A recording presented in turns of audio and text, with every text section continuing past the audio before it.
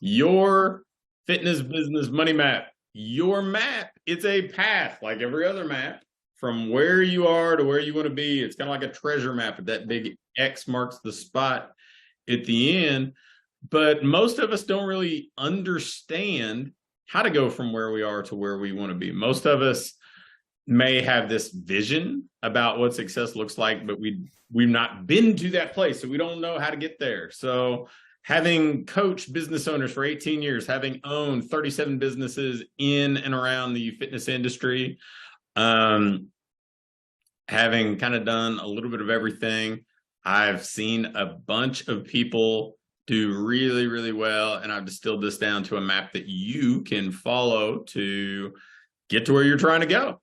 And I am going to tell you that I'm covering a lot of ground on this. When I did this talk at Perform Better, I had about 30 minutes more than we have here. So I basically treated it like a coaching session and let people ask questions throughout, because I have to kind of accelerate the pace a little bit. Feel free to post questions in the chat, post them in comments in the Facebook group, and we will answer them as we go. And if you'd like a copy of this, or if you'd like to set up a time to talk with somebody on our team about crafting your own map, just put map in the comments and we will figure out a way to help you optimize this map to fit your own situation and circumstances. So really, any map here for us to build a successful business, I mean, everything that you do, it has to be built on a solid foundation. And you're going to see the way that I think of business, it very much mimics how you would train coaching clients. We talk a lot about the fundamentals, we design a plan, we follow the plan, we course correct as we go. But starting with foundation, we have to set some production standards, because obviously we're trying to produce outcomes. We have to have the tools that we need to execute this, right? Whether we're online or offline, we need kind of our virtual gym. We need a way to manage the business. We have to design our day. So we have to own our time, because I promise you, if you don't take control of your time, somebody else will be glad to take control of it for you. And we have to develop our attraction assets. This is what I consider the foundation. A lot of people want to jump ahead to tactics, Facebook ads or funnels or something like that. But if you don't have this stuff in place, you're just going to create a mess. So let's start with this. Our production standards. I'm going to give you the simplest formula going, and you will be able to adapt it over time. But this is where I would recommend most people start. The 8421 formula, and it's basically for every one client that you want to have in your business, whether it's group training business, one-on-one business, online, offline, doesn't matter. We probably need what I call conversion opportunities. We probably need 2 of them, whether you call that a success session, an assessment, a consult. We need an opportunity to sit down with 2 people to get 1 client. Now, you may say, well, I close 90% of my people. Well, I mean, that may be true, but at scale, nobody closes 90% of people if they're getting as many people as they probably want. So what we're looking at is, assume we need 2 conversion opportunities for every 1 client, but we need 4, we probably need 4 what I call prospects, people to indicate an interest in what we have to offer to get to our 2 conversion opportunities. So like if you've been part of my email list and you see me send out invitations for our programs, or you see the little PS at the bottom, the number of people who reply to that, those are what I would call prospects. They're people who said, I'm raising my hand and I'm interested in learning more about this. And of those, if there are 4, 2 of them would become conversion opportunities. They would be on a phone call where we could say, hey, is this a good fit? Now, for those 8, for those 4 prospects, we probably need 8 leads. We probably need 8 people to come into our pipeline. And that may mean 8 people to download your lead magnet, 8 people to be introduced to you, join your Facebook group, whatever else. But people having a general interest in the things that you're talking about aren't necessarily prospects at the moment, right? They're what I would call potential prospects, because for somebody to be a prospect, the timing has to probably be pretty good. The desire has to be heightened. So 8, 4, 2, 1. So basically for every one client, we probably need at least 8 leads. Now, is this a perfect formula? Not at all, because depending on where you source your leads, you may need more, you may need less. You may need, if all you're doing is getting referrals, then you probably need fewer than 8.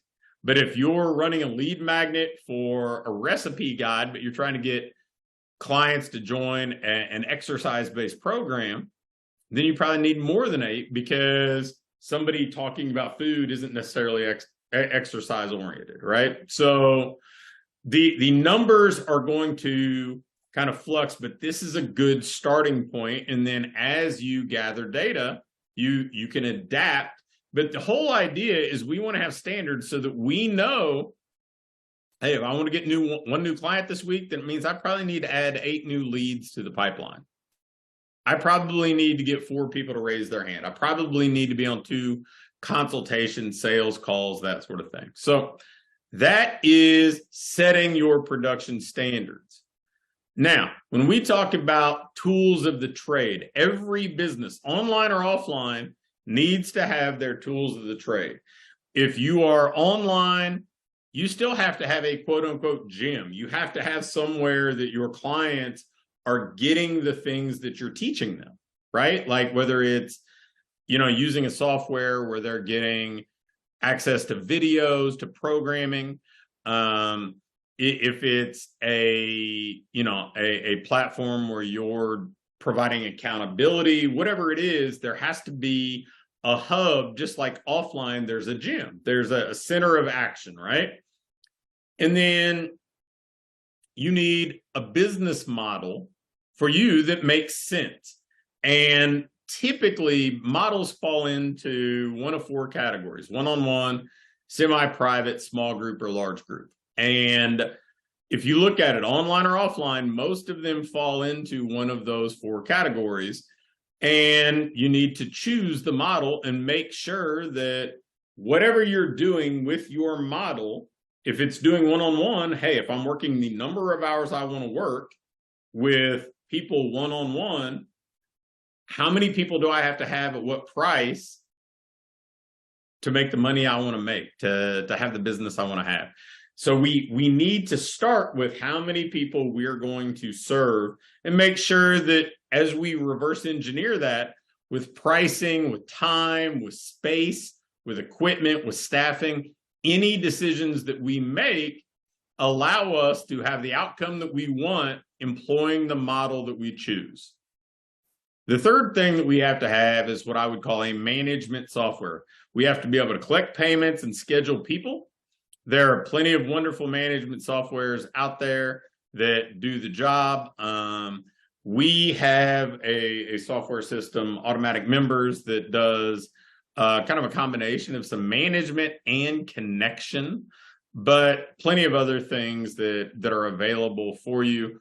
But basically, your management, at minimum, you need to be able to collect payments through some sort of online mechanism so you are not chasing checks.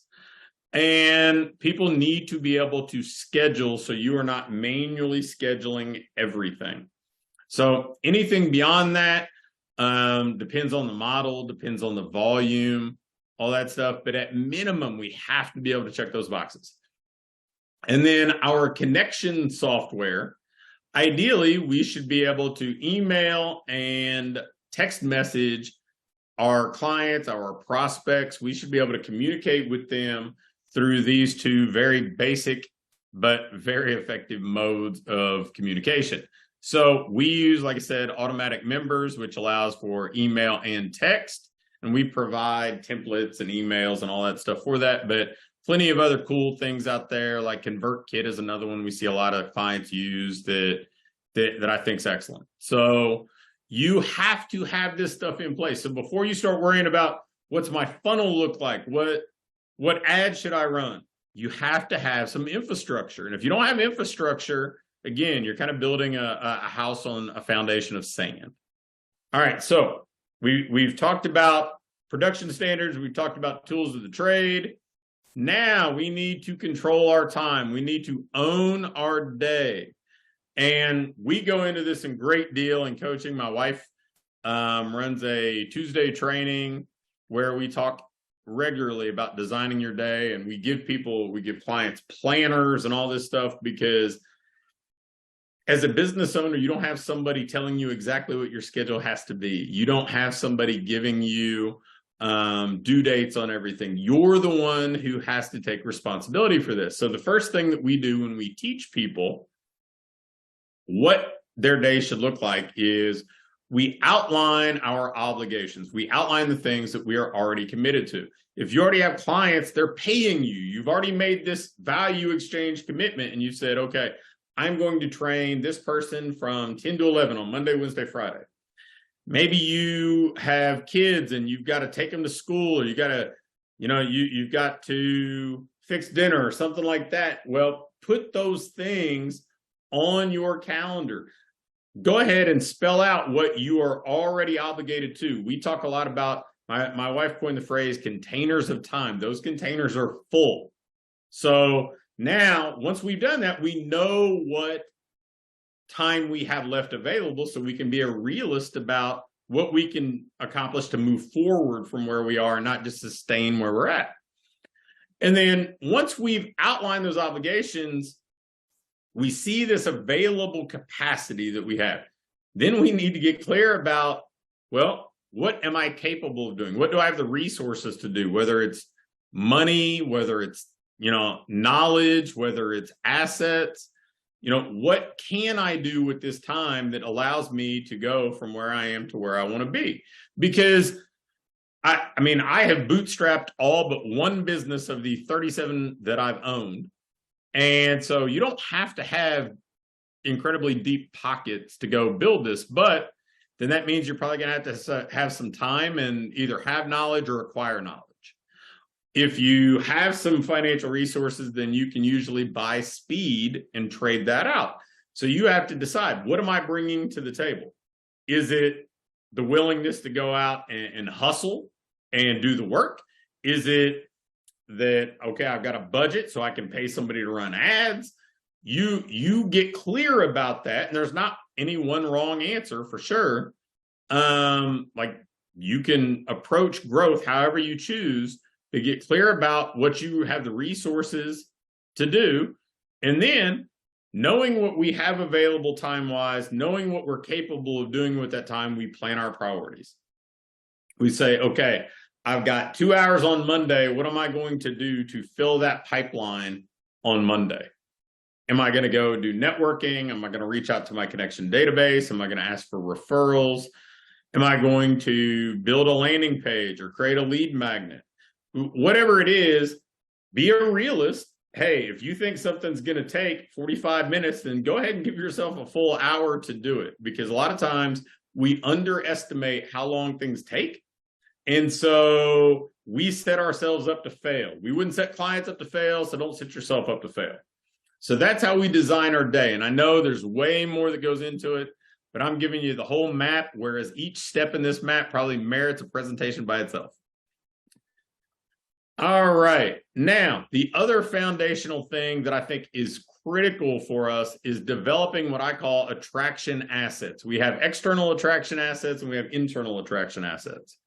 External, by far the most important one for a local business, is a Google business listing. You need to have some sort of platform where if I'm looking for you, I can find you. Me being kind of ancient by industry standards, I fully remember getting Yellow Pages ads for my gyms and stuff, right? But that's where you would go look for things. You would look in the Yellow Pages to find things if you were searching for a solution.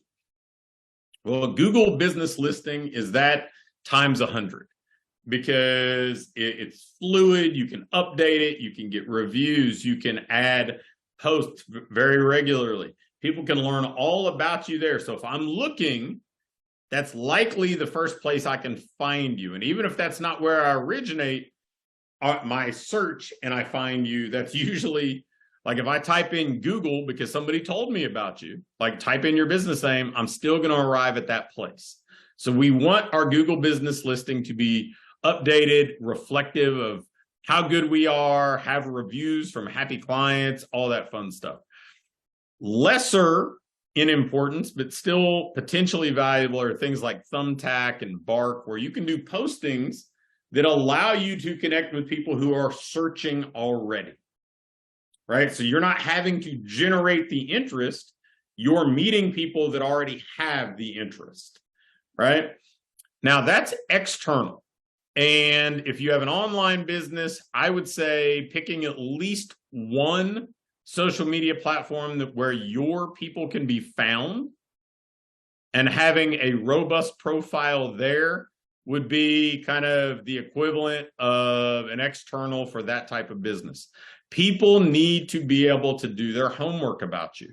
If you're working with corporate people, then you probably need to have a pretty good LinkedIn profile, because they need to be able to go look at you and see that you are somebody they would potentially want to do business with.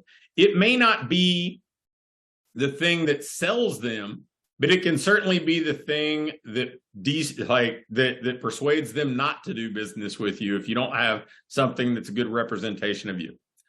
Now, internally, we want a website that is, again, a positive reflection of us. And it can be super simple. You know, I referenced automatic members. You can build websites there. You can build websites with Wix and any number of inexpensive platforms.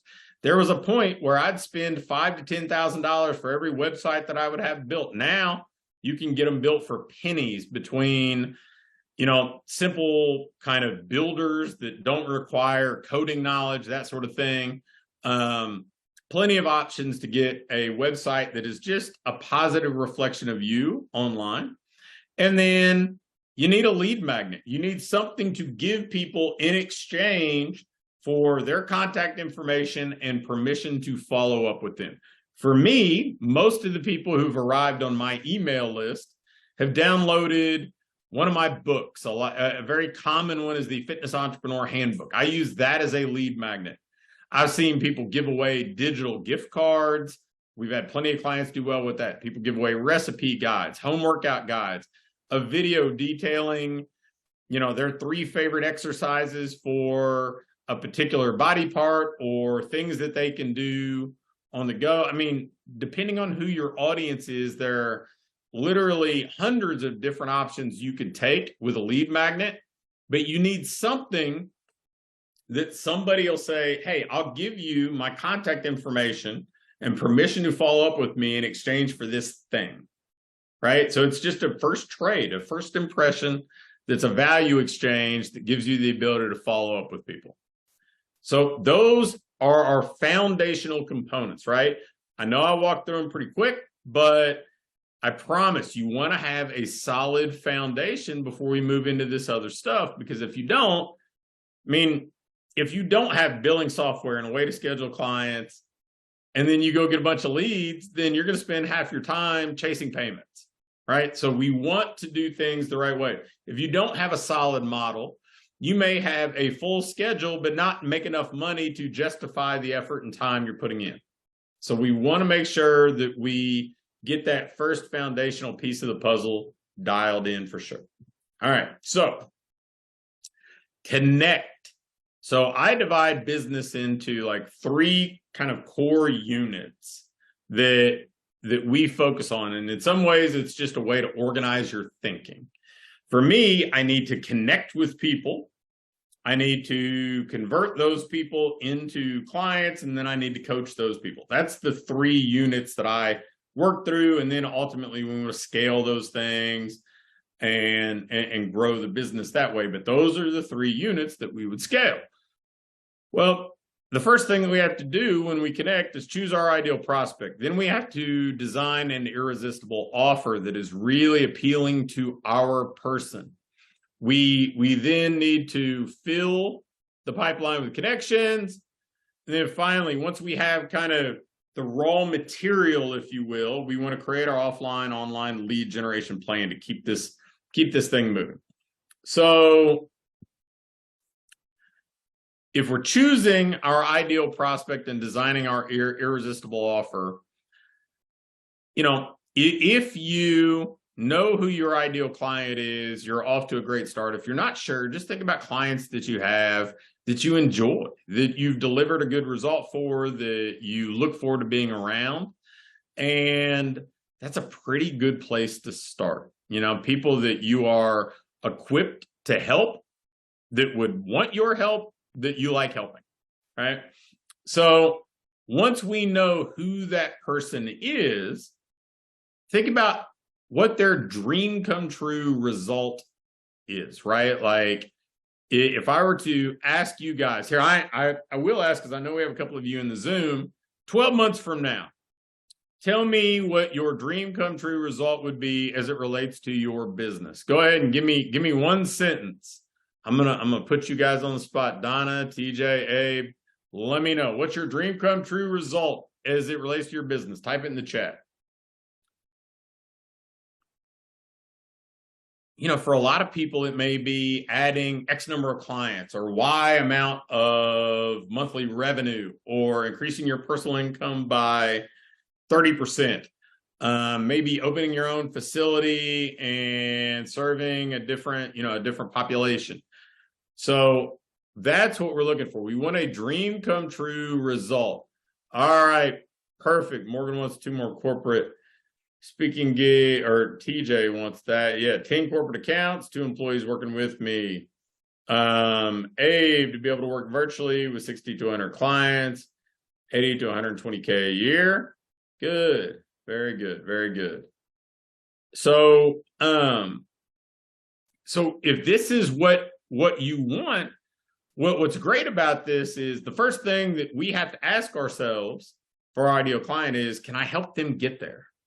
Right? And we have to have some integrity. We can't just sell people if we don't think we can actually help. I mean, could you imagine going to the doctor and they're like, man, I can't help that person, but we're still going and trusting in them, right? So that's the first thing, right? And then the second piece of this is, what's preventing them from getting there, right? Like, so with Abe, if there's a gap between where you are and that 60 to 100 clients and that revenue amount, we got to figure out, like, what's the gap? If you guys want to chime in and share that, that's entirely up to you. I'd love to see it. But for a lot of people, it may be, well, hey, you know what? I don't know how to generate the leads for the type of clients I want. I don't know how to scale to these numbers. I don't know how to hire a team and develop a team, because I may be trying to serve more people than I can personally serve. But identifying what's holding these people back, if they're our ideal client, we have to be able to say, okay, well, here's how I systematically solve these challenges, because we have to be able to assure that person that we got a plan to take them from where they are to where they want to be.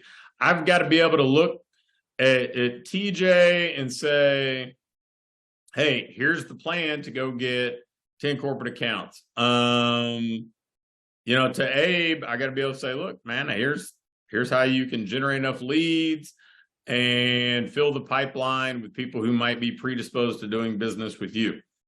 And if you feel comfortable with these types of things, then that's what you build your offer around. You know who you're trying to help. You know what they want. You figure out a solution by which you can help them get from where they are to where they want to be. When people talk about an irresistible offer, that's basically what it is. It's saying, I can solve your problems and help you achieve your goals. And if you've struggled before, if you've fallen short before, no problem. Here's how we're going to be able to do this together, right? We've got to be clear about it. It's not just another hollow promise. It's saying, well, here's how we can do this, right? So I think that in my mind, is the foundation of a great offer. I mean, yeah, we can add guarantees and we can do risk reversal and pricing, figure out the right price and that sort of stuff. But you've got to be able to give them what they want before we worry about the rest, right? So that is ideal client, irresistible offer. Now, how do we begin filling the pipeline? The absolute foundational stuff.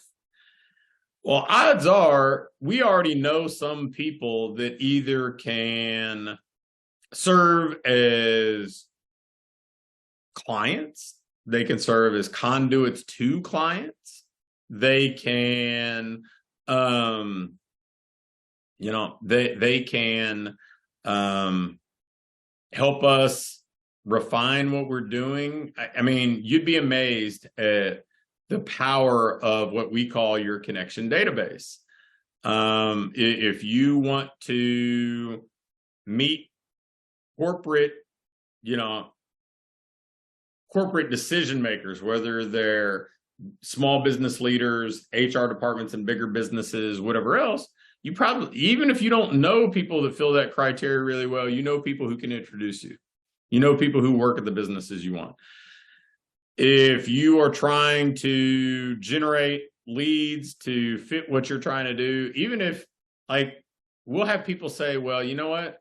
I want to train young athletes, but I only know adults, right? Well, they have kids, they coach kids, they are part of PTAs where they're plenty of access to other kids. I mean, there's always somebody that can serve as a connector for you. You don't have to do a whole lot of cold calling if you leverage your connection. So we want to deploy what we call our connection database outreach. And I will tell you that I have been giving this advice to people for as long as I can remember. We made this part of our franchise training when I grew 2 franchises to over 275 locations. And probably 10 to 20% of people do it well. And without exception, the people who do it well get great results. And a lot of people, they try to pre-qualify up front. And they're like, well, this person doesn't know anybody. And the example I'll use is, so my mom works in an elementary school. My mom is 76 years old. And so if you train young athletes, you'd probably say, well, she's not my person. Not only is she not that person, but she's also she's not at an age where she'd have kids that would fit that. But what people wouldn't think is, well, wait a minute. Her son is connected to every baseball coach in that county and is the biggest donor to the college baseball program. So he has access to those camps and those athletes and everything else. And it's like one phone call away, right? So you don't want to assume that people can't be a source of business. Just invite them all and educate them all on what you do. And before you know it, you're going to find more opportunities than you ever thought were possible. Now, to refine this connection outreach, we like to do what we call our Connect 100. We identify 100 people that we already know or that we would like to know. And sometimes they're existing clients that we feel like can be powerful influencers in the community. Sometimes they're people that have an audience that we would like to reach. It's not always people that are going to be our clients. Sometimes they may just be a bridge to our client. And then we're going to try to go have a meeting with those people. We're going to try to have a cup of coffee with them. We do what we call our 100 cups approach or our ask for advice approach. And we try to spend time meeting with those people and building relationships because, all of us, everybody watching this, everybody watching the replay, everybody, on the Zoom with me now, everybody has their own network that you can potentially be a gatekeeper of, just like Facebook is a gatekeeper of their advertising audience. And if you go out there and advocate on my behalf, or I go out to mine and advocate on your behalf, there's probably going to be some opportunities created there. So we want to identify our Connect 100 and we want to reach out to them. It is astounding to me how many people would rather skip over this step and start running Facebook ads to people that don't have a clue who they are than reach out to people who already know, like, and trust them and start there.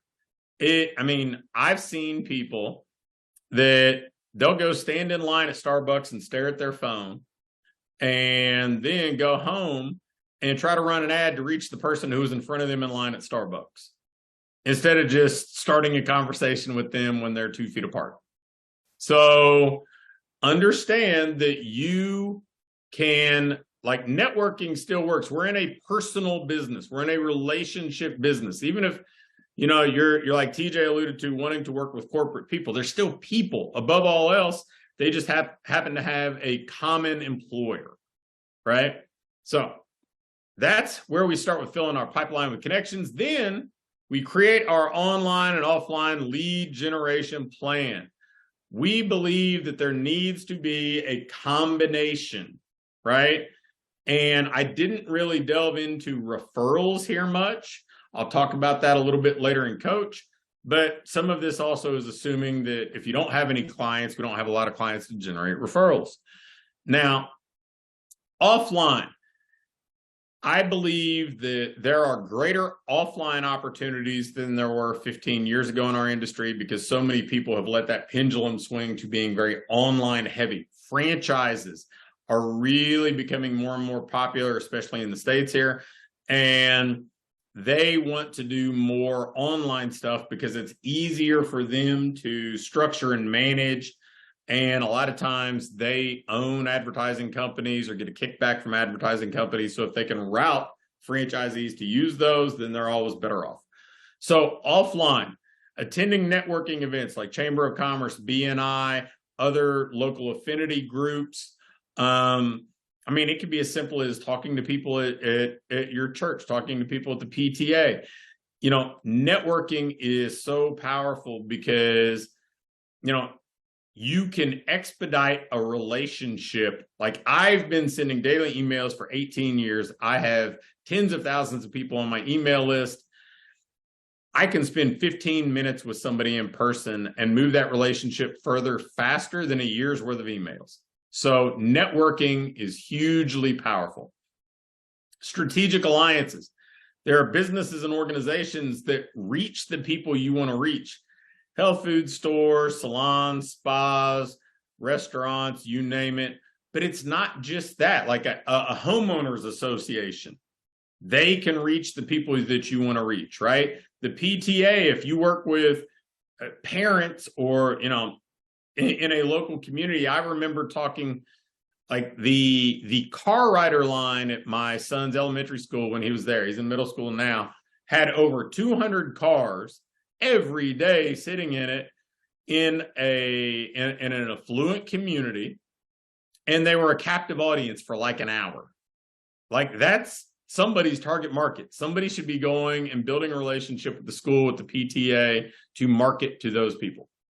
Public speaking, again, used to be something a lot of people prioritize. Now most people avoid it. And so there are still plenty of opportunities, fewer people competing for them. Neighborhood marketing. I mean, everything from yard signs to sponsoring neighborhood events to door hangers to direct mail campaigns. And, like, when you think about sponsoring neighborhood events, I mean, plenty of HOAs have swim teams. They have pools in the summer that you can hang signage up at. Ours, man, they do concerts and they have food trucks and that sort of stuff. There are plenty of things that you can do to be a part of that. Online, own one channel. Don't try to be great at every channel at once. Figure out one. Like, if your people are on Instagram, try to be great at Instagram. If your people are on YouTube, go there. If your people are on TikTok, go there. Your people are on Facebook, pick one thing, be great at it, be consistent with it, and then you can start to figure out how you can replicate what worked on that next channel. Run Facebook lead ads. My recommendation is don't make direct offers on Facebook very often. get the lead, and then on the thank you page and in the follow-up, make your offer to your programs. We don't want to have to pay to make that offer every time. If you get somebody to opt in, now we can make those offers for pennies in the follow-up instead of having to pay, $2, $3, $5 every time somebody clicks. Google ads. Google ads, in many cases, are probably a little bit more expensive than Facebook ads, but they're also for an audience that is shopping. Facebook ads are like running commercials during a TV show. You're kind of an interruption. Google ads, people typed in something and you're showing up for what they typed in. So it is a far more targeted ad, and it should be more expensive. So that's the Connect unit. All right, let's see. Still rolling through here. I just saw something in the chat. People joining up and joining in. Super excited about that. Hey, before I move into Convert, by the way, if you want a copy of these slides, if you want somebody from our team to walk through the map and help you figure out how you can customize it to you, just type map in the comments, whether you're on Zoom, whether you're on Facebook now, or you're watching the replay, and we'll follow up and make sure you're all taken care of. All right, so for Convert is basically taking those people that have opted in, that you've met, that you've connected with people that were on your connection database that said, hey, I'll join your free Facebook group. I'll join your email newsletter. First thing that we have to do is onboard them. And what I mean by onboard is just basically explain who we are, what we're about, how we can help. And if it's email, it's probably anywhere from 3 days to 2 weeks, depending on what you have to share. But we want to make it clear who we help, how we help them, and ideally some examples or case studies of people we have helped so they can see what's possible. And we always want to extend an invitation for people to join us. We don't want them to have to wait. If they're ready today, then we want to make it available to them. We want to show them how they can join us now. Now, I will tell you, 80% of them are not ready today. And that's fine. That's why we follow up. And frankly, people who do follow up have a huge competitive advantage. We've all heard the stale stats that you need to follow up with somebody 7 to 21 times. I would tell you that number is woefully small. It is not nearly as much follow-up. That number is very dated. That's what follow-up used to be when there weren't a million messages inundating somebody's inbox and feed every day. So you're probably going to need more like 21 to 100 follow-ups to get people to actually feel like you're the choice for them. So we want to get people introduced to us. That's onboarding. Then we coach our clients to send 3 emails a week, in most cases, at minimum 2 emails a week. And we have what we call a super signature. I did not create this. My friend and mentor, Dean Jackson, originated it, and you've probably seen it all around at certain points because Dean's super smart and people emulate him. And it's basically just saying, hey, P.S., whenever you're ready, here's how we can help. And it's just like a billboard that runs at the bottom of your email to create more awareness about what you do. So people don't have to search around and figure out how you can help. So it's just keeping it in front of them.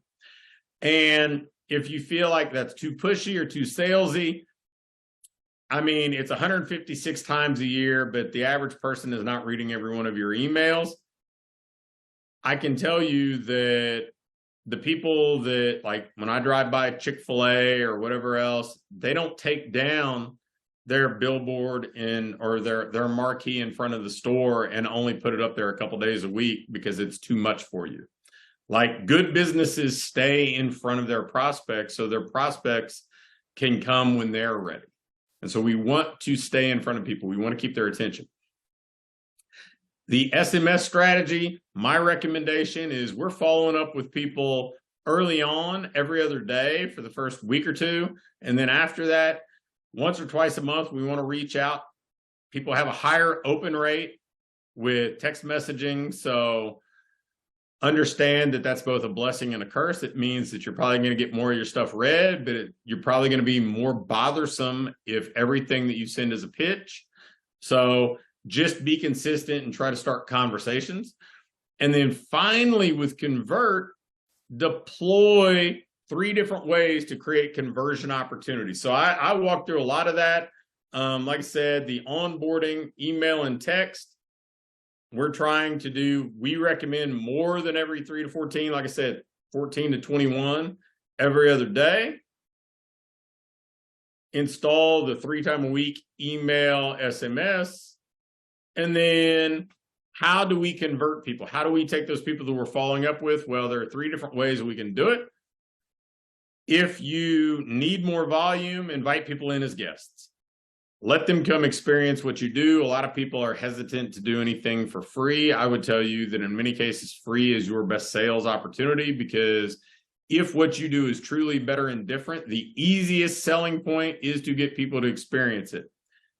I mean, people say, well, hey, I don't want to devalue this or whatever else. I was at Costco yesterday. They give away free samples all the time, you know, and they wouldn't be doing it if it didn't make them money. Like, giving somebody a sample is not devaluing it. In fact, it's probably increasing the value in my in my perspective, it's increasing value solely because there's likely nothing you can type in an email about it that gives the same understanding of how valuable and how different it is actually experiencing it. Like, if I want to go buy a new car, somebody could write a couple paragraphs about how awesome driving the car is, or they could just let me drive the car and I could see how awesome driving the car is. So don't be afraid to invite people in as guests. If you need to throttle how many you have because you don't want too many guests at once, then just make guests a thing that you do a couple times a year for the people who haven't bought, or guests come as guests of clients, so they're only referrals, so it has some exclusivity. Like, you don't have to have the guest door open 365 days a year. You can have it being kind of velvet roped throughout, but understand that guests are a wonderful conversion opportunity driver. Deadline driven offers. There are 3 different types of deadline driven offers. One is enrollment closing, right? Like, so if there's a challenge starting on Monday and we close enrollment on Friday, the deadline is because enrollment is closing. There's a fear of missing out, right? The second is the price is increasing. So there is the fear of losing money. The third is a bonus expires.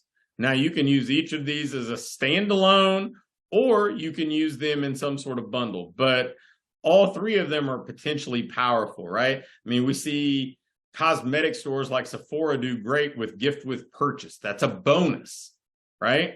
So having deadline-driven offers are great to get people who've been thinking about it to make a decision instead of procrastinating. And then evergreen offers are things that we put in front of people with great regularity. Whenever they're ready, they can do it on their timeline.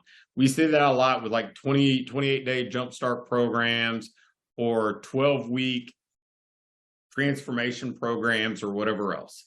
Things that somebody can enroll in on their timeline. And then coach. You know, we've got plenty of people in this industry who are better at the mechanics of delivering a great training session or how to manage somebody's nutrition than me. So I'm not going to get into that part of it. I'm going to talk about what sets us apart from people who just deliver workouts, which is frankly what a lot of the franchised side of the fitness industry has become. First and foremost, people don't buy just workouts.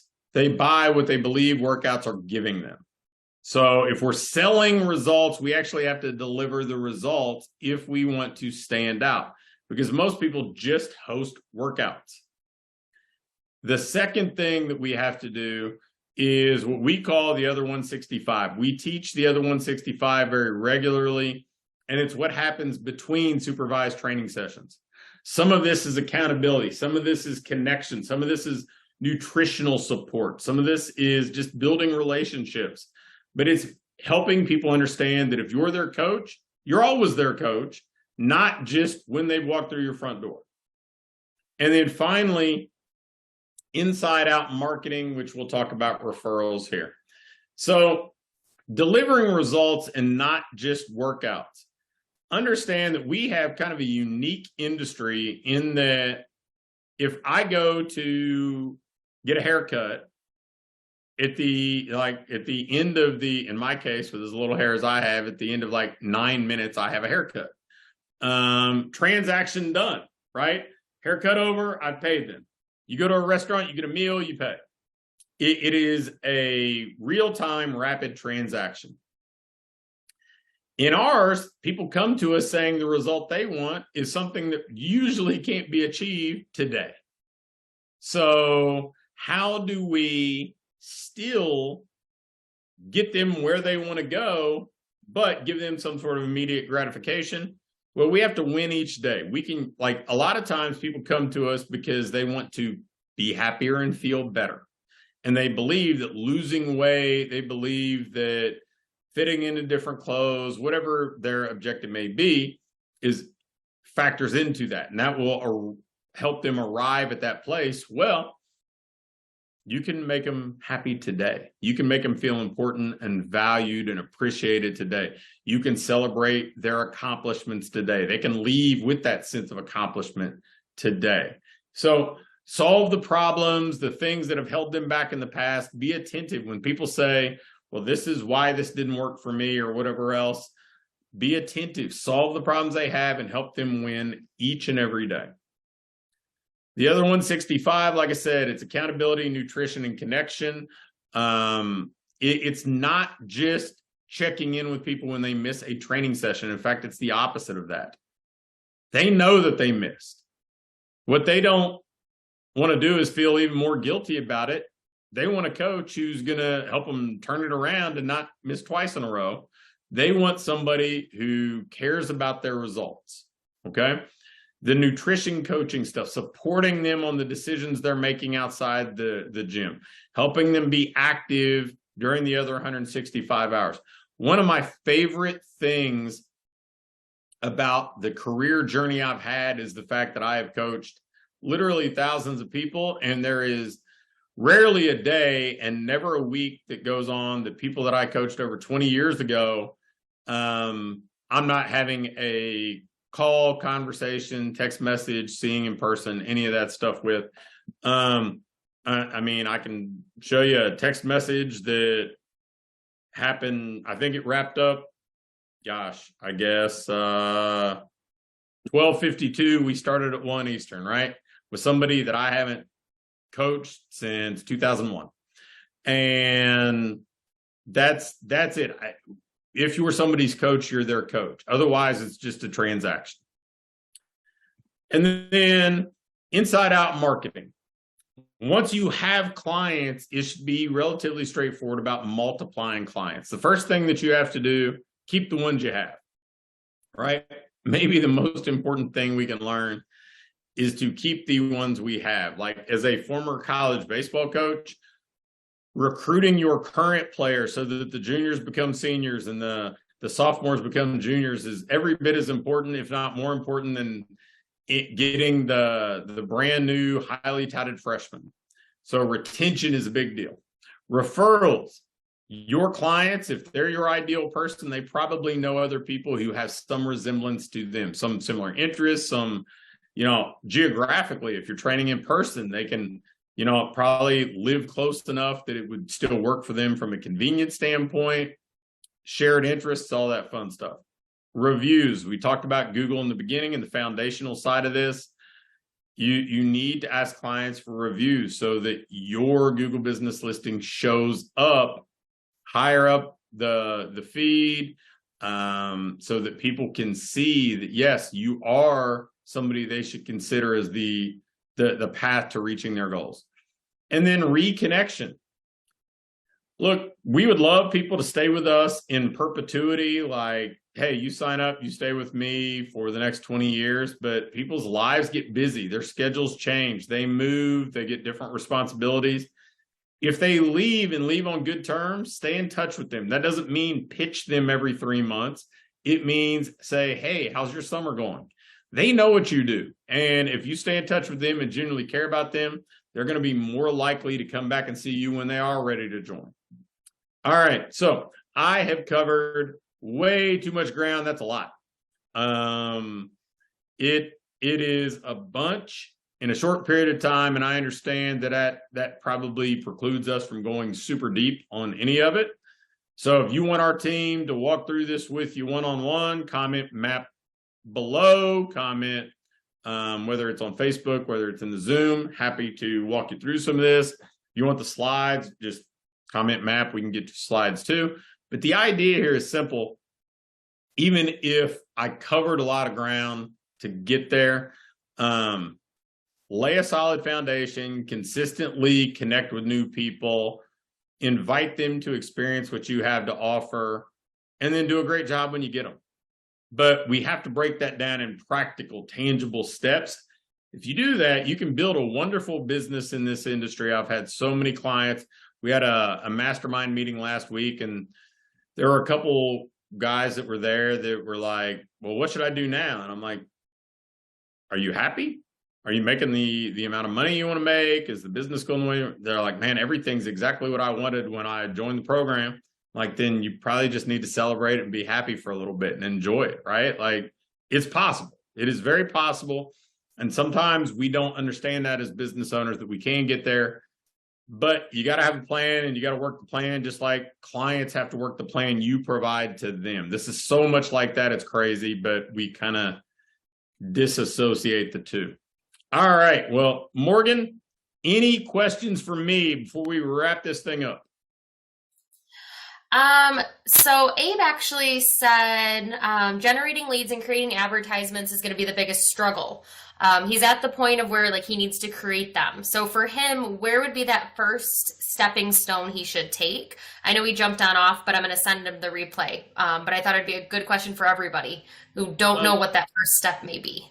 Probably get on a call so we can find out who those leads are, where you would find them, what kind of lead magnet would be appealing to those people. Because it's not the same for everybody, right? Like I could say, hey, go run this ad, but on what platform? What are you advertising, right? Like we have to give somebody something that's going to get them to stop and say, wait a minute, that person's speaking specifically to me. Because if you don't, then they're just going to scroll on by because it's not going to be specific enough to them. So yeah, that would be my recommendation. Just hop on a call with somebody and we'll try to customize the answer to the person, because that's what a lot of us probably need, is a little bit of customization, because our situations are different, right? I mean, we got different goals, we got different target markets, we've got different models. So the offers that we're making clearly are going to be different. So yeah, that's what I would do. Awesome. I guess the question that popped up for me was Google business page. I'm a virtual business. So is that something I should still create? And are you able to do that if you don't have a physical location? And is that maybe to do it if you don't have a physical location? That doesn't mean you couldn't have a physical location. Even if you're not delivering a service in person, you could probably create a physical location if people locally could still be your client, even if it's a virtual service.